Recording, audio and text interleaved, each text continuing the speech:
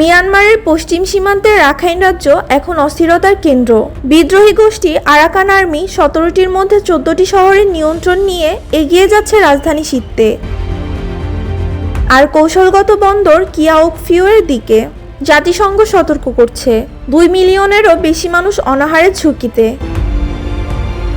বিশ্ব খাদ্য কর্মসূচির তথ্য বলছে সিত্তে অঞ্চলের অর্ধেক পরিবার এখন ন্যূনতম খাবারও পাচ্ছে না। একসময় $2 মাংস এখন $13 ছাড়িয়েছে।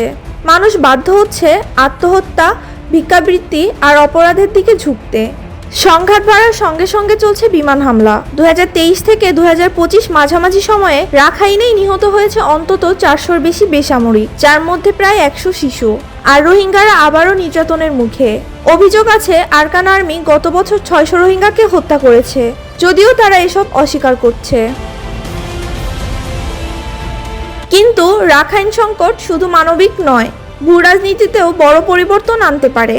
কিয়াউকফিউ বন্দর চীনের বেল্ট অ্যান্ড রোড ইনিশিয়েটিভের মূল কেন্দ্র, যেখানে রয়েছে তেল গ্যাস পাইপলাইন। একই সময়ে ভারতের কালাদান প্রজেক্ট রাখাইনের নদীপথ ব্যবহার করে উত্তর পূর্ব ভারতের সঙ্গে বঙ্গোপসাগরের সংযোগ তৈরি করেছে। অর্থাৎ রাখাইন দখল মানে চীন ও ভারতের স্বার্থে বড় চাপ। প্রায় 40,000 যোদ্ধা নিয়ে আরাকান আর্মি এখন মিয়ানমারের সবচেয়ে বড় জাতিগত সেনাবাহিনী। তারা বলছে এটা জাতীয় মুক্তির যুদ্ধ। অন্যদিকে সেনাবাহিনীও জোর করে হাজারো তরুণকে সৈন্য বানাচ্ছে।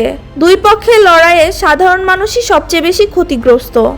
বাংলাদেশের সীমান্ত লাগোয়া রাখাইনে এই সংঘাত নতুন করে শরণার্থী স্রোত তৈরি করছে।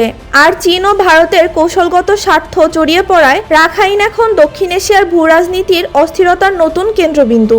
প্রশ্ন একটাই, রাখাইন কি কেবল মিয়ানমারের যুদ্ধক্ষেত্র থাকবে, নাকি পুরো এশিয়াকেই টেনে নেবে অস্থিরতার ভেতর?